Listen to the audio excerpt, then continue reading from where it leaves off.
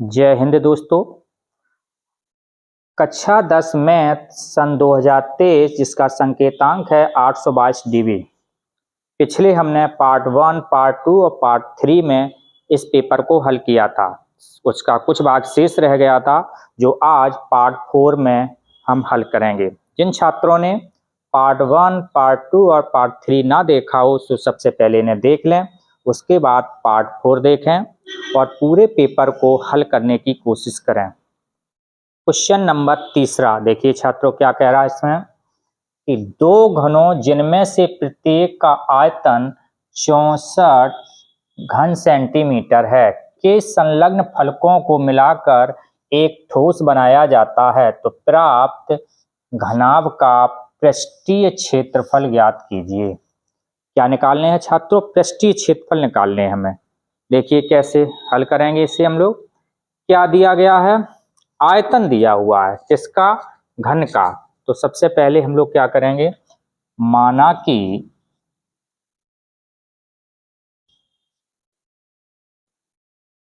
प्रत्येक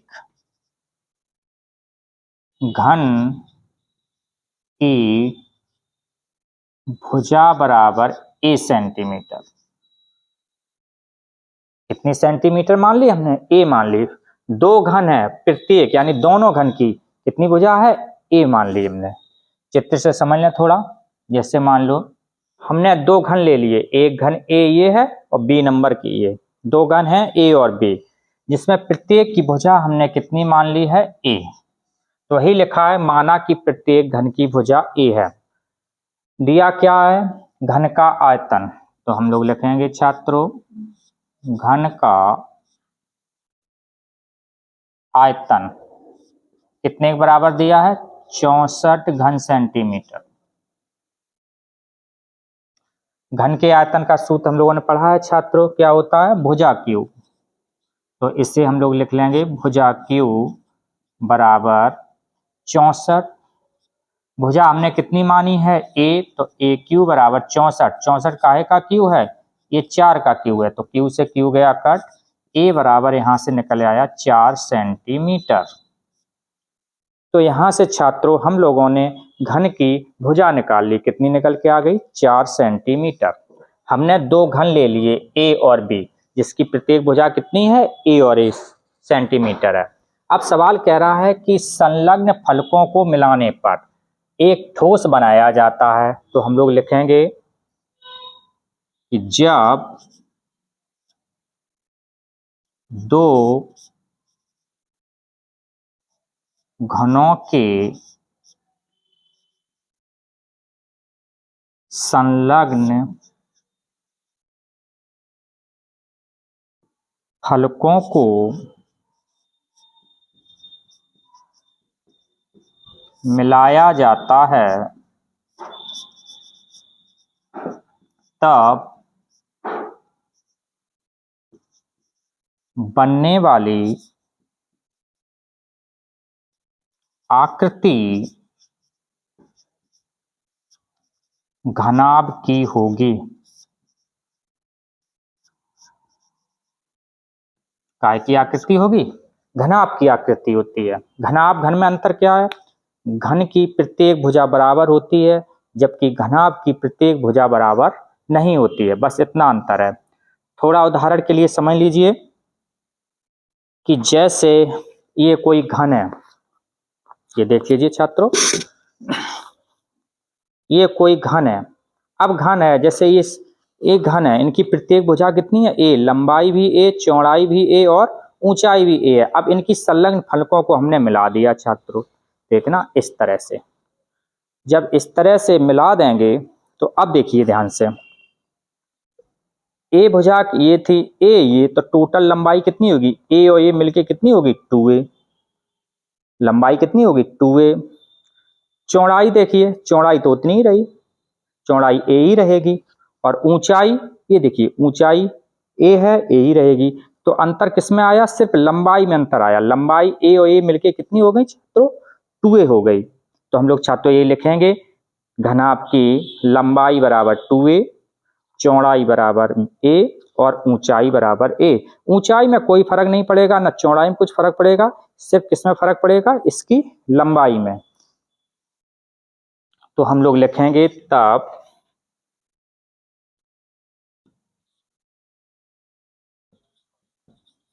घनाभ की लंबाई बराबर हो जाएगी 2a,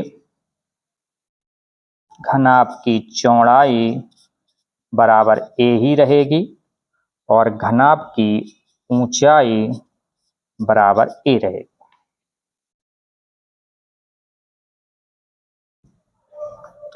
अब पूछा क्या गया है, घनाभ का पृष्ठीय क्षेत्रफल। तो हम लोग लिखेंगे छात्रों घनाभ का पृष्ठीय क्षेत्रफल। क्या सूत्र होता है, 2 कोष्टक लंबाई गुणे चौड़ाई प्लस चौड़ाई गुणे ऊंचाई प्लस ऊंचाई गुणे लंबाई। रख दीजिए मान। तो 2 कोष्टक लंबाई कितनी है 2a, तो ये हो जाएगा 2a गुणे a, चौड़ाई a है, चौड़ाई a, ऊंचाई a और लंबाई 2a। गुणा कर दीजिए, 2a का a में गुणा होगा 2a स्क्वायर हो जाएगा, a का a में गुणा होगा a स्क्वायर, 2a का a में गुणा होगा 2a स्क्वायर। सब जोड़ दीजिए, 2 1 3 और 2 5, 5a स्क्वायर, 5 दूनी 10a स्क्वायर। ये आ गया घनाभ का पृष्ठीय क्षेत्रफल। अब a का मान हमें पता है छात्रों कितना, 4, तो a के स्थान पर 4 रख दीजिए। तो हम लोग लिखेंगे a बराबर 4 रखने पर रख दीजिए तो कितना हो जाएगा, बराबर 10 इंटू 4 का स्क्वायर। तो ये 10 गुणे 4 चौको 16, 16 का 10 में गुणा होगा तो 160 वर्ग सेंटीमीटर। यही हमारा इसका हो गया आंसर। तो घनाभ का पृष्ठीय क्षेत्रफल हो गया 160 वर्ग सेंटीमीटर। क्वेश्चन नंबर 3 का अथवा भाग। इसी में एक अथवा में ये और पूछा गया था, क्या है कि एक गोला जिसका व्यास 12 सेंटीमीटर है एक लंबवृत्तीय बेलनाकार बर्तन में डाला जाता है जिसमें थोड़ा पानी भरा है। यदि गोला पानी में पूरा डूब जाता है तो बेलनाकार बर्तन में पानी की सतह 3 सही 5/9 सेंटीमीटर बढ़ जाता है। बेलनाकार बर्तन का व्यास ज्ञात कीजिए। ये क्वेश्चन है छात्रों, देखो ज्यादा कठिन नहीं है, समझना जरूरी है। क्या कह रहा है कि एक गोला जिसका व्यास 12 सेंटीमीटर है, तो छात्रों हम लिखेंगे ठोस गोले का व्यास। हल में लिखेंगे क्या दिया हुआ है हमें, ठोस गोले का व्यास। ठोस गोले का व्यास कितना दिया हुआ है, 12 सेंटीमीटर।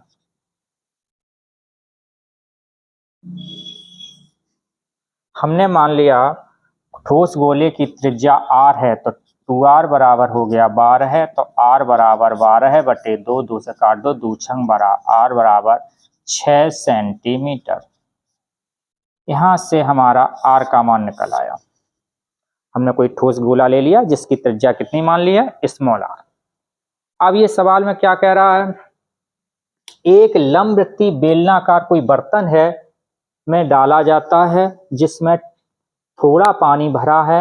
यदि गोला पानी में पूरा डूब जाता है तो बेलनाकार बर्तन में पानी की सतह की ऊंचाई h दे रखा है इसमें, h बराबर है 3 सही 5/9, यानी इसे हल करेंगे तो 9 × 27 और 5 32/9 सेंटीमीटर ये ऊंचाई का मान दे दिया है।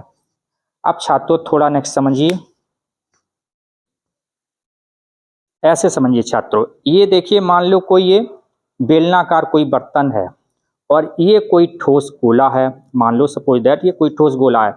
जब इस गोले को इसमें डाल दिया जाता है, ध्यान से देखना, इसको डाल दिया जाता है तो देखिए क्या हुआ, उठे पानी का आयतन, पहले यहां तक पानी था अब यहां तक आ गया, तो इसका मतलब उठे पानी का आयतन बराबर गोले का आयतन। ये दोनों बराबर होंगे क्योंकि जितना गोला इसमें अंदर गया है उतना ही आयतन उसका पानी का बढ़ा, तो इसका मतलब हुआ उठे हुए पानी का आयतन बराबर गोले का आयतन।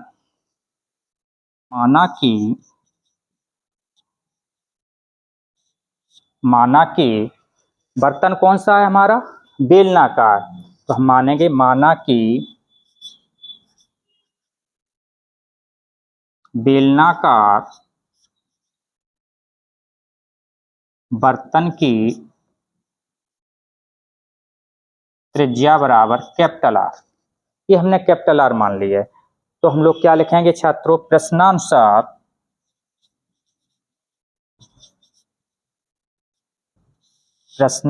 क्या लिखेंगे हम लोग, उठे पानी का आयतन बराबर उठे हुए पानी का आयतन बराबर किसके बराबर हो जाएगा, ये गोले का आयतन।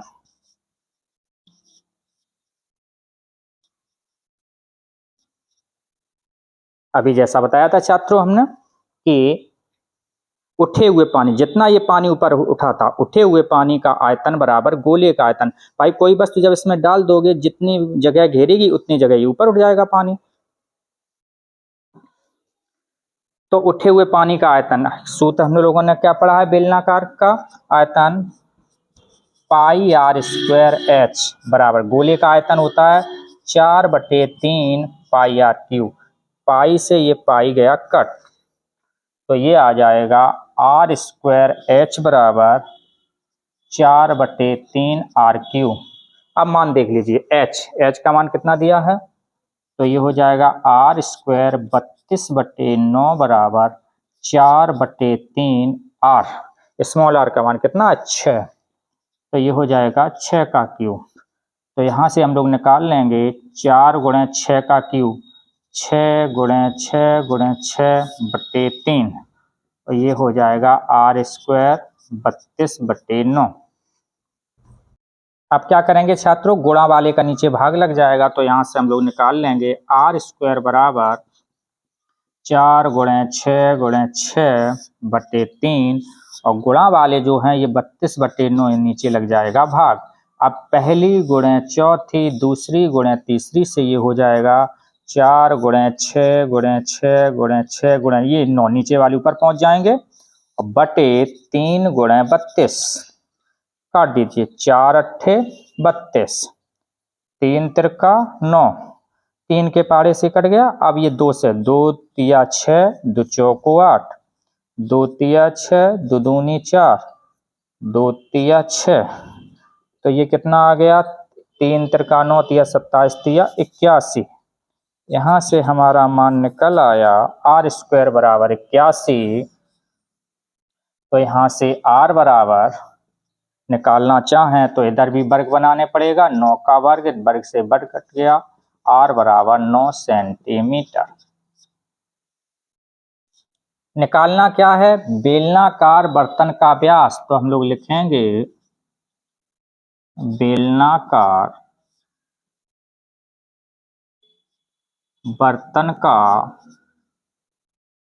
व्यास बराबर कितना हुआ, 2r, तो 2r का मान 9, 9 दूनी 18 सेंटीमीटर। ये हो गया इसका आंसर, बेलनाकार बर्तन का व्यास कितना हो गया, 18 सेंटीमीटर। क्वेश्चन नंबर 4 छात्रों क्या कह रहा है, देखिए कि भूमि पर स्थित बिंदु X से ऊर्ध्वाधर टावर PQ के शीर्ष Q का उन्नयन कोण 60 अंश है। बिंदु X से 40 मीटर ऊंचाई पर स्थित बिंदु Y से Q का उन्नयन कोण 45 अंश है। तो टावर PQ की ऊंचाई तथा दूरी PX ज्ञात कीजिए। तो ये सवाल ऊंचाई और दूरी का है, कठिन नहीं है, सरल है। सबसे पहले इसका चित्र बनाना पड़ेगा। देखिए छात्रों कैसे बनाएंगे, ध्यान से देखिए। ये क्या कह रहा है, भूमि पर स्थित X, कोई एक बिंदु X, ये कोई हमारी भूमि है, कोई बिंदु है x, ये बिंदु कोई x स्थित है। ऊर्ध्वाधर टावर है एक कोई, चलो टावर बना लेते हैं। ये ऊर्ध्वाधर, ये हो गया टावर, ये टावर हो गया। PQ के शीर्ष Q, शीर्ष को इसने Q माना है, तो नीचे बिंदु कौन सा आ जाएगा P। ऊपर वाला शीर्ष कहलाता है, नीचे वाला ये आधार कहलाता है। कितना कोण है, 60 अंश है, तो x से Q मिला दीजिए। ये कोण दिया है 60 अंश है। बिंदु x से 40 मीटर ऊंचाई पर, अब देखिए छात्रों 40 मीटर ये क्या कह रहा है, ऊंचाई। इधर लंबाई में नहीं चलना है, किधर चलना है, ऊंचाई में, तो 40 मीटर ऊंचाई चल लीजिए। ये आ गया, कितने मीटर है ये, 40 मीटर। ऊंचाई पर स्थित बिंदु बाई, इसको इसने कहा है बाई मानिए, चलो बाई माने ले रहे। बाई से Q का उन्नयन कोण 45 अंश है। अब क्या करेंगे छात्रों, जैसी P से X की रेखा है वैसी समांतर रेखा सबसे पहले खींचेंगे, समांतर ये रेखा हो गई। अब बाई से Q का उन्नयन कोण जो है वो कितने का है, 45 अंश का, ये 45 अंश का है। तो टावर PQ की ऊंचाई पूछ रहा है, और PX, P से X के बीच की दूरी पूछ रहा है। देखिए कैसे हल करेंगे। सबसे पहले छात्रों ये देखिए ध्यान से, ये क्या है, टावर है। तो सबसे पहले हम लोग क्या करेंगे, देखिए ध्यान से, हम दूरी कुछ माने ले रहे हैं। P से X के बीच की दूरी हमने मान ली छात्रों X, तो जो मानते चलेंगे वही हम लिखते चलेंगे हल में। क्या लिखेंगे, माना कि PX बराबर X मीटर। इकाई हमें जो है ऊंचाई मीटर में दी है, तो मीटर में ही लेके चलेंगे हम लोग। अब क्या करेंगे हम, देखो छात्रों क्या देखते हैं, जितनी P से X के बीच की दूरी होगी उतनी यहां से यहां तक की होगी। तो इससे कोई बिंदु मान लीजिए X, Y, और इससे हम Z दिए देते हैं बिंदु। तो जब ये X है तो ये भी हमारी X हो गई। तो हम लिखेंगे क्या कि YZ बराबर PX बराबर X मीटर। ये दोनों दूरी आपस में कैसी होंगी, समान। और देखिए हमें क्या दिया है, XY बराबर 40 मीटर, तो ये भी लिख लेंगे XY बराबर 40 मीटर। अब देखिए छात्रों, जितनी दूरी हमारी ये होगी इतनी दूरी यहां से P से लेके Z तक की होगी, तब ये 40 है तो ये भी 40 मीटर हो गई, P से लेके Z तक। तो हम लोग लिखेंगे छात्रों कि PZ बराबर XY बराबर 40 मीटर, ये हो गई। अब देखिए ये वाली दूरी अभी नहीं मालूम है, तो इसे हम लोग माने लेते हैं छात्रों H। कितनी मान ली, H। तो लिख देंगे माना कि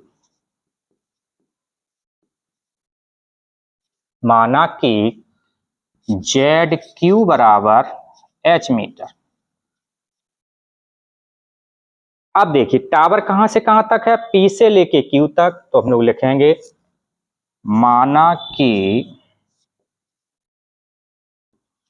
PQ एक टावर है। PQ एक क्या है, टावर है, जिसकी ऊंचाई PQ बराबर कितनी हो जाएगी टोटल छात्रों, 40। ये है H जा है तो टोटल जुड़ जाएगी, कितनी हो जाएगी, H प्लस 40 मीटर। अब देखिए छात्रों कोण लिखना है, उन्नयन कोण कौन कौन से दिए, एक तो 45 अंश दिया है, एक 60 अंश दिया है। तो पहले 45 लिख लें, उसके बाद 60 लिख लो। तो क्या लिखेंगे, कोण Q बाई Z, कोण Q बाई Z बराबर 45 अंश। Q बाई Z एक तरफ से पढ़ना शुरू करेंगे, चाहे यहां हम Q से पढ़ना शुरू करें या फिर Z से, या इसे इतना भी लिख सकते हैं Z/Q बराबर 45 अंश, दोनों का मतलब एक ही है। अब नीचे वाला आ जाओ कोण 60 अंश वाला, ये देखो कैसे लिखेंगे, कोण QXP, कोण QXP बराबर 60 अंश। इसे हम इतना भी लिख सकते थे, कितना, PXQ बराबर 60 अंश। कोई एक बात लिख लीजिए, ये तो हो गई इसकी जो है वर्णन। जब भी ऊंचाई दूरी के सवाल आते हैं तो इसमें हमें कुछ थोड़ी थ्योरी लिखनी पड़ती है, तो जो हमने चित्र बनाया है उसी का हमें यहाँ पर वर्णन करना पड़ता है। तो जो चित्र बनाया उसका वर्णन ये हमारा हो गया। अब हम लोग लगाएंगे सवाल, देखो कैसे लगाते हैं। सबसे पहले हम त्रिभुज ऊपर वाला लिए ले रहे हैं जिसका कोण, उन्नयन कोण जो है 45 अंश है ये, तो हम लिखेंगे त्रिभुज QYZ में, QYZ में। अब देखो छात्रों, हमने आपको पहले छात्रों पढ़ाया है कि जैसे ये कोई त्रिभुज है, ये कहलाती है भुजा, कर्ण 90 अंश के सामने की भुजा, और नीचे वाली आधार कहलाती है, और ये वाली लंब, जब कोण का निशान इस बिंदु पर हो। तो इस चित्र के अनुसार ये तो हो गया आधार और ये हो गया लंब। तो आधार और लंब में रिलेशन ध्यान करो क्या लिखाया था, लाल बटे कक्का। पहले नंबर में होता है साइन, दूसरे नंबर पर कॉस और तीसरे नंबर पर टेन। तो लंब और आधार में रिलेशन ये देखो हमारा आता है टेन। साइन कॉस नहीं लेंगे क्योंकि साइन में लंब तो है लेकिन आधार शामिल नहीं है, कॉस में आधार शामिल है पर लंब शामिल नहीं है, लेकिन टेन एक ऐसा है जिसमें लंब और आधार दोनों शामिल है, और वही हमें जरूरत है लंब और आधार की। तो हम लोग लेंगे छात्रों यहाँ पर टेन, टेन थीटा, थीटा के स्थान पर कितना है 45 अंश, तो ये टेन 45 बराबर लंब बटे आधार, ये हो गया। और लंब बटे आधार, लंब कहां से कहां तक रहेगा इस 45 अंश कोण के लिए, Q से लेकर Z तक, तो इससे हम इतना लिख सकते हैं QZ बटे आधार, आधार कितना रहेगा Y से लेके Z तक, YZ। टेन 45 का छात्रों मान होता है 1, तो 1 बराबर QZ, QZ का मान कितने बराबर है ये देखो H, तो हम लिख देंगे H YZ, Y से लेके Z के बीच की दूरी X है तो हम लोग X लिख लेंगे, बटे 1 मान के क्रॉस मल्टीपल कर देंगे, X का 1 में 1 का H में, तो ये हो जाएगा X बराबर H, समीकरण नंबर 1। तो यहां से छात्रों हमने एक X और H में एक संबंध निकाल लिया, X का मान काय के बराबर है H के बराबर। अब हम लोग क्या करेंगे छात्रों, त्रिभुज नंबर 2 ये वाला लेंगे, त्रिभुज QXP में, त्रिभुज QXP में ये एंगल कितना है 60 डिग्री का है। अब देखिए ये वाला भुजा कहलाएगी हमारी लंब और ये वाला क्या कहलाएगा आधार, तो ये फिर आ गया लंब और आधार में रिलेशन क्या है टेन, तो टेन इसमें भी लेंगे, तो ये हो जाएगा टेन 60 अंश बराबर, अब ये 45 नहीं लेंगे छात्रों, कितना लिया जाएगा 60, क्योंकि इस त्रिभुज के लिए एंगल कितना है 60 डिग्री का है, तो हम लोग 60 लेंगे, बराबर क्या होगा लंब बटे आधार, टेन 60 का मान √3 लंब। अब कोण 60 के लिए लंब देखो कहां से कहां तक होगा, Q से लेके P तक, तो इससे हम लिखेंगे QP बटे आधार X से लेके P तक, X से लेके P तक हो गया, तो ये आ गया √3 बराबर QP का मान देखो कहां से कहां तक हो गया, ये H है ये 40 है तो दोनों जुड़ जाएंगे, कितने हो जाएंगे H + 40 बटे X बटे 1 मान के तिर्यक गुणा कर दो, इसका इसमें और इसका इसमें, तो ये कितना हो जाएगा छात्रों यहां से, तो ये होगा √3 X बराबर H + 40। अब समीकरण नंबर 1 से देखो, समीकरण नंबर 1 से x का मान किसके बराबर है h के, तो x के स्थान पर हम लोग h रख देंगे, तो ये हो जाएगा √3 h बराबर H + 40। अब h इधर भी है तो एक साइड कर लो, तो √3h प्लस वाले h इस तरफ आएंगे, माइनस के हो जाएंगे बराबर 40। इसमें से h कॉमन ले लीजिए, तो √3 - 1 बराबर 40। तो यहाँ से हमने छात्रों h का मान निकाल लिया। गुणा वाले का नीचे क्या लग जाएगा, भाग, ये आ गया। अब क्या करेंगे छात्रों, परमेयीकरण कर दीजिए नीचे से अंडर रूट हटाने के लिए। तो क्या करेंगे, अंश तथा हर में √3 + 1 का गुणा करने पर, तो गुणा कर दीजिए, कितना हो जाएगा, तो ये हो जाएगा h बराबर 40/√3 - 1 अंश और हर। ऊपर वाली संख्या अंश कहलाती है छात्रों, नीचे वाली हर। तो कितने का गुणा करना है, √3 + 1 का। कर दीजिए गुणा, तो कितना हो जाएगा, 40 √3 + 1 बटे, ये छात्रों देखो वर्गांतर का सूत्र बन गया। एक बार जुड़े हैं, एक बार घटे हैं, तो पहली संख्या का वर्ग माइनस दूसरी संख्या का वर्ग। तो ये बराबर हो जाएगा 40 √3 + 1 बटे, वर्ग से अंडर रूट खत्म हो जाएगा, 3 और 1 का वर्ग 1। तो यहाँ से मान निकल आएगा हमारा 40 √3 + 1 बटे 3 में से 1 घटा दो, 2। तो जब 2 से ये 40 काटेंगे तो ये कितने बार कटेगा, 20 √3 + 1। ये मान हमारा काय का निकल आया, h का मान निकल आया। h बराबर 20 कोष्टक में √3 + 1 मीटर। ये मान हम लोगों ने निकाल लिया यहां से। अब देखिए समीकरण नंबर 1 से, देखिए क्या है समीकरण नंबर 1 से।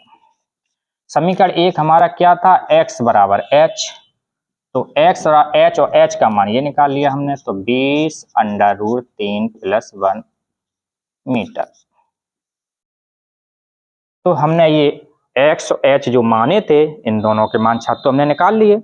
अब क्या करेंगे हम लोग, सवाल में क्या पूछा था, तो पहले नंबर पूछा था उन्होंने टावर की ऊंचाई और p से x के बीच की दूरी।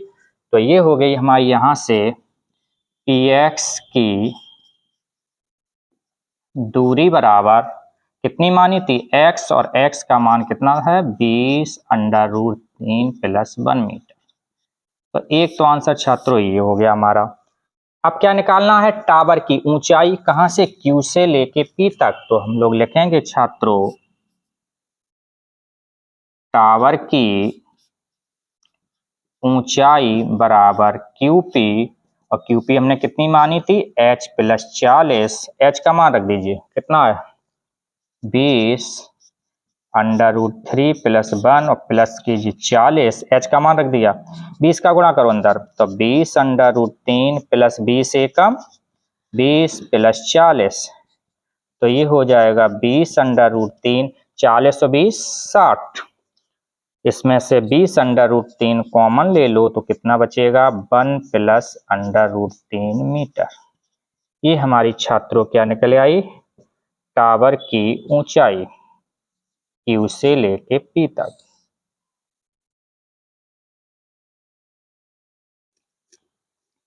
यही हमें छात्रों निकालनी थी, टावर की ऊंचाई और P से X के बीच की दूरी।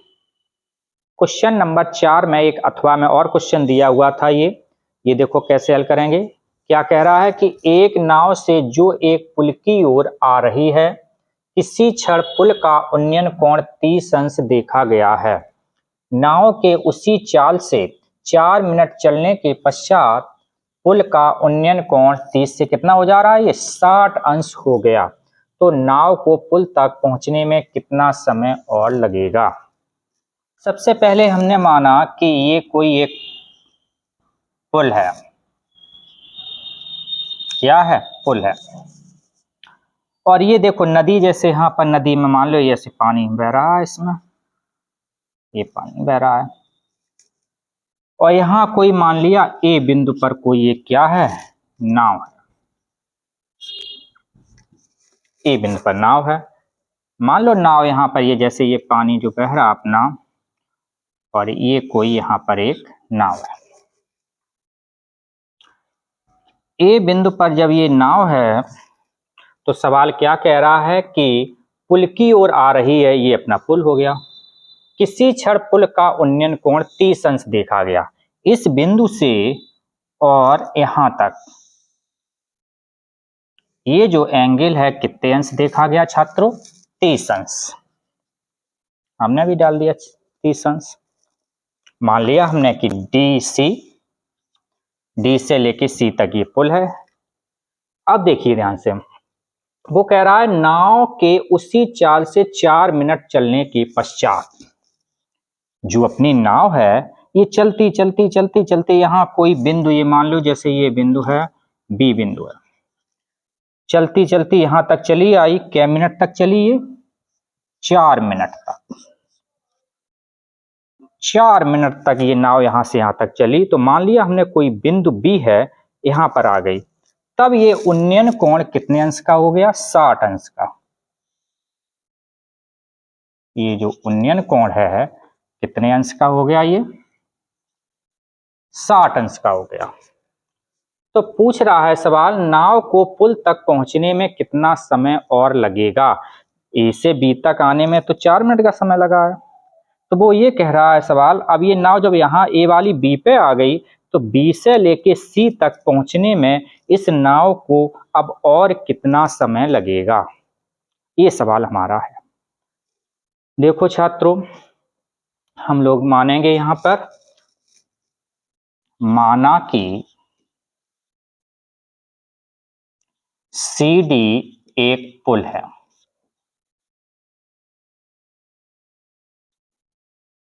सी से लेके डी तक एक पुल है जिसकी ऊंचाई हमने मान ली सी डी बराबर, ये पुल की ऊंचाई हमने छात्रों मान ली h, सी डी बराबर h। अब देखिए ये तो h हो गई। इस दूरी को C से लेके B के बीच की दूरी हम लोग छात्रों माने ले रहे हैं x। तो यही लिखेंगे, माना कि BC बराबर x हो गया। A से लेके B के बीच की दूरी हम लोग y माने ले रहे हैं। AB बराबर y, समय दिया है 4 मिनट, और क्या दिया है? समय बराबर 4 मिनट। इतना दिया हुआ है सवाल में। अब हम लोग क्या करेंगे छात्रों? देखो ध्यान से, उन्नयन कोण और दिए हुए हैं, कौन कौन से? देखो, कोण DAC बराबर 30 अंश और कोण DBC बराबर 60 अंश। तो इन दोनों कोण को लिखना है, तो हम लोग लिखेंगे छात्रों कोण DBC बराबर 60 अंश। इसको इतना भी लिख सकते थे, कोण CBD, कोई एक लिख लो, चाहे ऊपर से गिनना शुरू कर दो चाहे इधर से। एक और कोण बचा है, कितना अंश? 30 अंश। तो इसे लिखेंगे कोण DAC, कोण DAC बराबर कितने अंश हो गया? 30 अंश। तो सबसे पहले हम त्रिभुज लेंगे DBC में, ये त्रिभुज नंबर 1। तो हम लोग लिखेंगे त्रिभुज DBC में tan 60 अंश बराबर लंब बटे आधार। हम लोगों ने सूत्र पढ़ा है tan थीटा बराबर लंब बटे आधार। तो ये लंब कहलाएगा और ये आधार कहलाएगा। लंब कहां से कहां तक कहलाएगा? D से लेके C तक। तो लंब हो गया हमारा CD, आधार कितना हो गया? BC, और tan 60 का मान कितना होता है? √3। तो √3 बराबर CD का मान कितना है? H, BC का मान कितना है? X बटे 1 मान के क्रॉस मल्टीपल कर लें तो यहां से निकल आएगा √3x बराबर H तो x बराबर h बटे √3 समीकरण नंबर 1। अब हम छात्रों त्रिभुज नंबर ये दूसरा लेंगे। कौन सा? त्रिभुज DAC में, त्रिभुज DAC में, DAC में कितना अंश का कोण है? 30 अंश। तो लिखेंगे यहां से tan 30 अंश बराबर लंब बटे आधार। tan 30 का मान 1 बटे √3। लंब तो वही रहेगा C से लेके D, तो लंब तो हो गया CD। आधार देखो इस कोण 30 के लिए आधार कहां से? A से लेके C तक, तो ये आधार हो जाएगा AC। तो 1 बटे √3 बराबर CD का मान कितना है? ये देखो H, तो यहाँ H लिख दिया। AC, A से लेके C के बीच की दूरी कितनी है? X ये बाई ये, तो टोटल दोनों जुड़ जाएगी X प्लस वाई, ये हो जाएगा X प्लस वाई। फिर ये गुणा कर दो, x प्लस वाई का 1 में गुणा और √3 का h में, तो √3 का h में गुणा होगा तो √3h बराबर x प्लस वाई। अब देखिए छात्रों समीकरण नंबर 1 से, समीकरण नंबर 1 से x का मान कितने के बराबर है? h बटे √3, तो x के स्थान पर रख दीजिए, तो ये हो जाएगा √3h बराबर h बटे √3 प्लस वाई। यहाँ से हम लोग वाई का मान निकालेंगे, h देखो इस तरफ है, पक्षांतर कर लीजिए, तो √3h माइनस h बटे √3 बराबर वाई बटे 1 मान के भिन्न कर लीजिए, √3 एकम √3 तिर्यक गुणा √3 का √3 में गुणा करेंगे, अंडर रूट खत्म हो जाएगा, माइनस h बराबर वाई। 3h में से एक h घट गया, 2h बटे √3 बराबर वाई। तो यहाँ से छात्रों हमने वाई का मान निकाल लिया, कितना आ गया?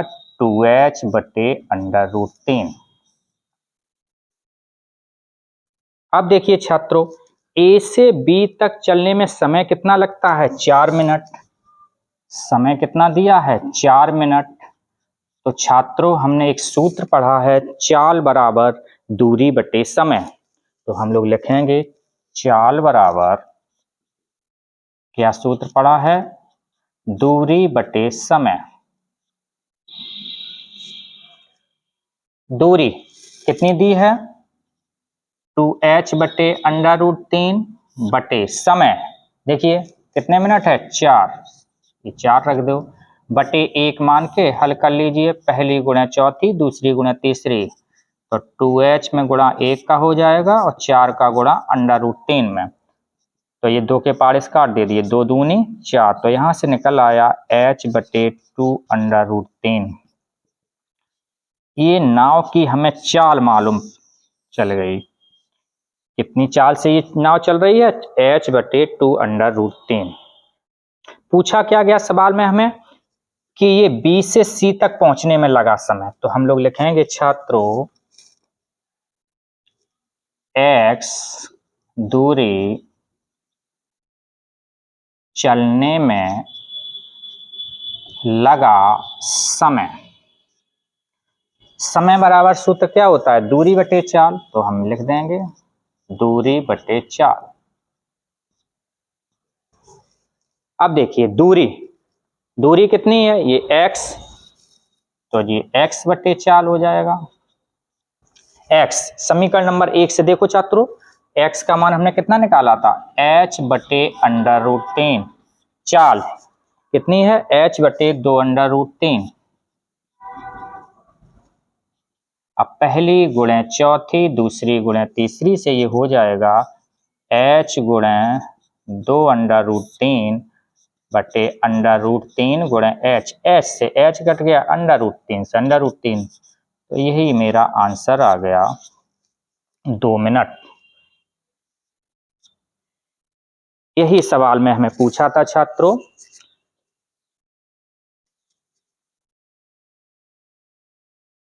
तो यही छात्रों हमें सवाल में पूछा था कि नाव को B से C तक पहुंचने में लगा समय, तो समय कितना आ गया? 2 मिनट।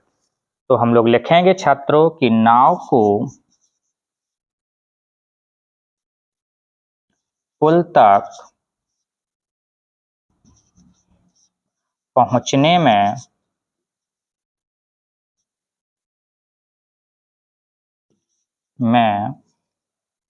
लगा समय बराबर कितने मिनट?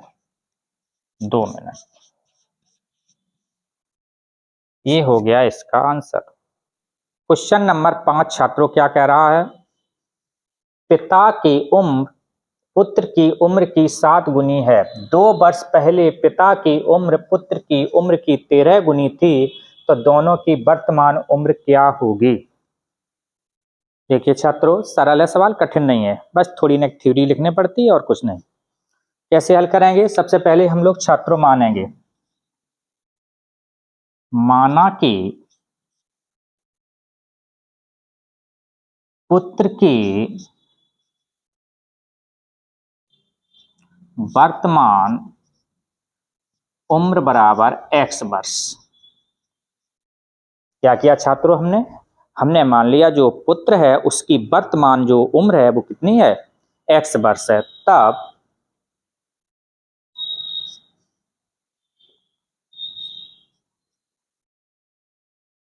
पिता की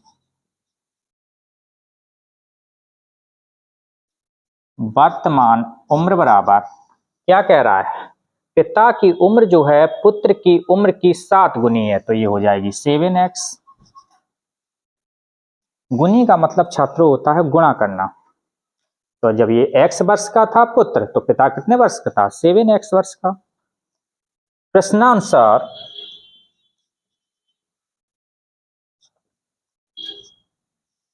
अब देखिए, 2 वर्ष पहले की बात कर रहा है, तो हम भी लिखेंगे 2 वर्ष पहले। तो 2 वर्ष पहले का मतलब छात्रों क्या है कि 2 वर्ष पहले 2 वर्ष कम होगा छात्र उम्र में, पिता भी 2 वर्ष कम होगा और पुत्र भी 2 वर्ष कम होगा। तो हम लिखेंगे 2 वर्ष पहले पुत्र की उम्र बराबर कितनी हो जाएगी? देखिए पुत्र की कितनी मानी थी हम लोगों ने? x, तो x में 2 कम हो गया तो x माइनस 2 वर्ष। पिता की कितनी हो जाएगी छात्रों? पिता की कितनी थी? 7x, तो ये 7x में से 2 कम हो जाएगा। 2 वर्ष पहले। अब ऐसा थोड़ा नहीं होगा कि पुत्र ही 2 वर्ष कम हो पिता ना हो, दोनों ही 2 वर्ष कम हो जाएंगे, पिता के में भी उम्र में और पुत्र के भी उम्र में। अब देखो छात्रों क्या कह रहा है कि 2 वर्ष पहले पिता की उम्र पुत्र की उम्र की 13 गुनी थी। क्या कह रहा है? प्रश्नानुसार पुनः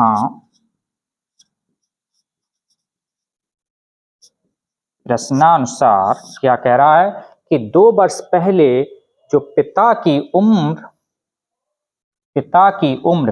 कितनी है? 7x माइनस 2 लिख लिया। 2 वर्ष पहले पिता की उम्र पुत्र की उम्र की 13 गुनी थी। पुत्र की कितनी है? x minus 2।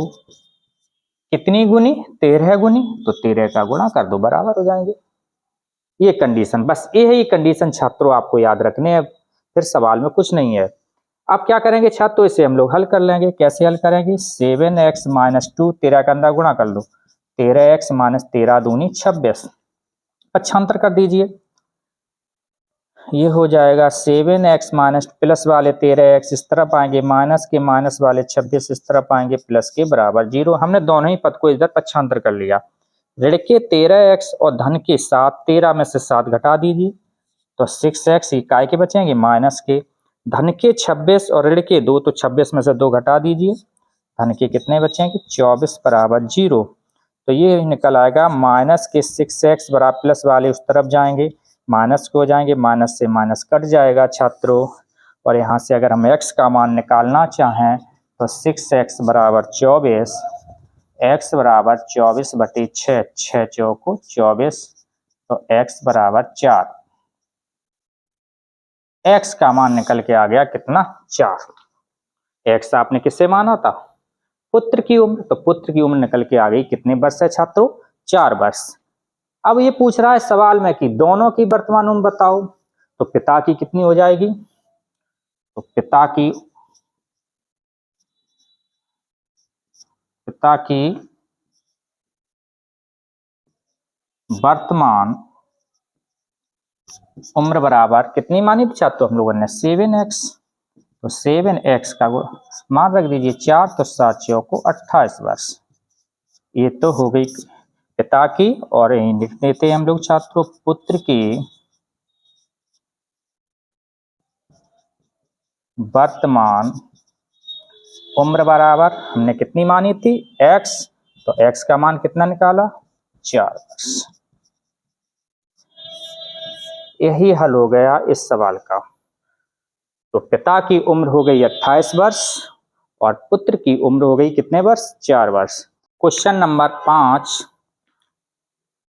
का अथवा में ये और दिया हुआ था इसी सवाल का, और ये लास्ट सवाल है, देखिए कैसे हम हल करेंगे। इस टाइप के सवाल जब भी पेपर में आए तो देखिए छात्रों कैसे हल करना है, इनको मान के हल करेंगे। देखिए, माना कि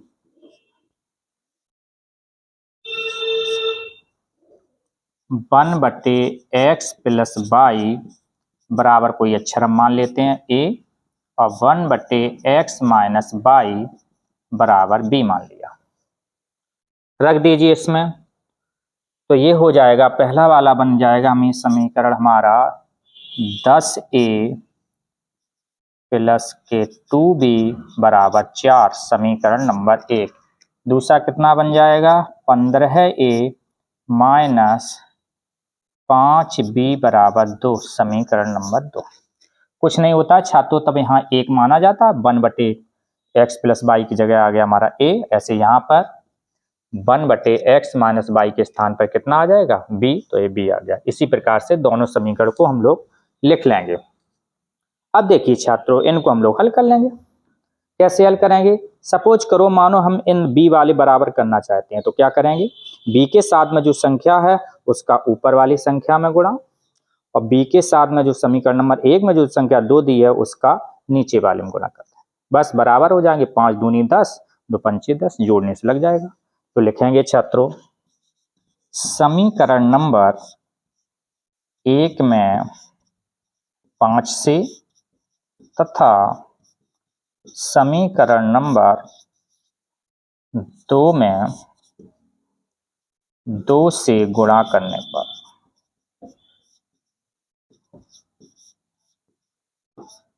तो 5 का 10 में, तो ये हो जाएगा 85 प्लस 5 दूनी 10b बराबर 5 चौको 20।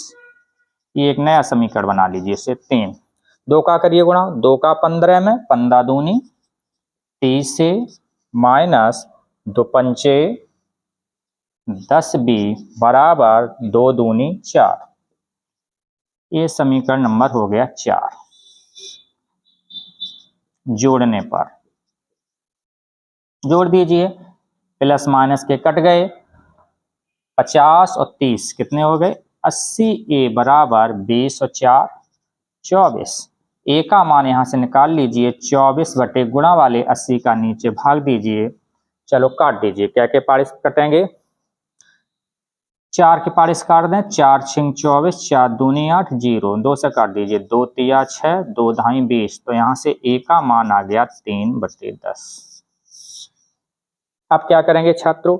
a का मान चाहे समीकरण नंबर 1 में रख दो, चाहे 2 में रख दो, चाहे 3 में रख दो, चाहे 4 में, किसी भी में रख दीजिए, b का मान निकल आएगा। तो हम लिख रहे हैं छात्रों a का मान समीकरण नंबर 1 में रखने पर, देखिए समीकरण 1 कहाँ है, ये देखो, 10a प्लस 2b बराबर 4, तो 10 a की जगह हमारा कितना आ गया? 3/10 प्लस 2b बराबर 4, ये 10 से 10 कट गया, तो ये कितना हो जाए? 3 प्लस 2b बराबर 4। तो यहाँ से निकल आएगा छात्रों 2b बराबर 4, प्लस वाले 3 उस तरफ जाएंगे, माइनस के हो जाएंगे। तो हम यहाँ से लिख सकते हैं छात्रों 2b बराबर 4 में से 3 घटा दीजिए 1 और b बराबर निकल आया 1/2।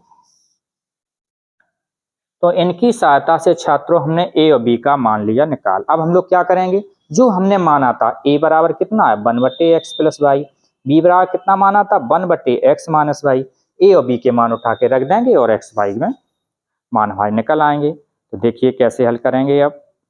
तो छात्रों हमारे मान निकल के आ गए थे, a बराबर 3/10 और b बराबर कितना निकल के आया था 1/2। अब क्या करेंगे छात्रों, a और b के जो हमने मान माने थे वे उठा के रख देंगे। तो a बराबर सबसे पहले हम ये वाला मान ले रहे हैं, ये वाला ले रहे हैं 3/10। a हमने किसे माना था 1/x प्लस वाई बराबर 3/10। क्रिया गुणा कर दीजिए, इसका इसमें या इसमें इसका, या फिर पलट दीजिए, नीचे की संख्या ऊपर ऊपर की नीचे, तो ये हो जाएगा x प्लस वाई बराबर 10/3। समीकरण नंबर इससे डाल दीजिए 5। बटे का 1 लिखा नहीं जाएगा, नीचे की संख्या ऊपर कर दो ऊपर के नीचे। दूसरा देखिए b बराबर कितना है 1/2, b किसे माना था हम लोगों ने 1/x माइनस वाई बराबर 1/2।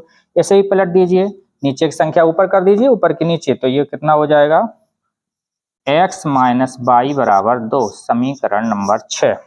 बस इन दोनों समीकरणों को हम लोग हल कर लेंगे छात्रों और x वाई के मान निकाल लेंगे। हल हो गया क्वेश्चन। देखिए कैसे हल करेंगे हम लोग, लिख लेते हैं। सबसे पहला है कि x प्लस वाई बराबर 10/3, ये 5 समीकरण हो गया, और ये इसी के नीचे लिख लेंगे x माइनस वाई बराबर 2, ये समीकरण नंबर 6। जोड़ने पर ये प्लस माइनस के कट गए, x और x जुड़ गए, कितने हो गए 2x बराबर, इसे कैसे जोड़ेंगे छात्रों 10/3 में 2 जोड़ दीजिए, बटे 1 लेके लासा ले लीजिए, 3 एकम 3, क्रिया गुणा 1 का 10 में 3 दूनी 6, जोड़ दीजिए 10 6 16/3। ये 2x के बाद ये 2 से काट दीजिए, 2 अट्ठे 16, तो यहाँ से x का मान निकल के आ गया 8/3। x का मान समीकरण नंबर 5 में रख दीजिए या 6 में रख दीजिए, तो लिखेंगे हम लोग छात्रों x का मान समीकरण नंबर 5 में रखने पर रख दीजिए 5 में। 5 समीकरण क्या है, x प्लस वाई बराबर 10/3, x का मान कितना है छात्रों 8/3, प्लस पाई बराबर 10/3। तो यहाँ से बाई का अगर मान निकालना चाहें तो प्लस वाले 8/3 उस तरफ जाएंगे, काय के हो जाएंगे माइनस के। हल कर लीजिए, दोनों के हर समान है, एक बार तो अंश अंश सीधे सीधे घट जाएंगे, तो 10 में से 8 घटा दीजिए 2/3, ये बाई का मान निकल के आ गया। तो छात्र यही हमारा आंसर हो गया कि x बराबर 8/3 और y बराबर 2/3।